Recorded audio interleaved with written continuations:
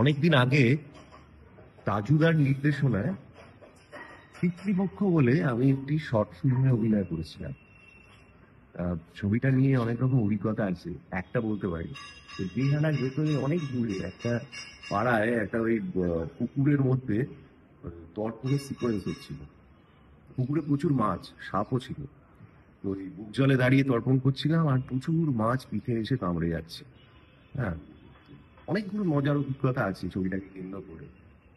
ছবিতে আমি ছাড়াও আরো অনেকে অভিনয় করেছে।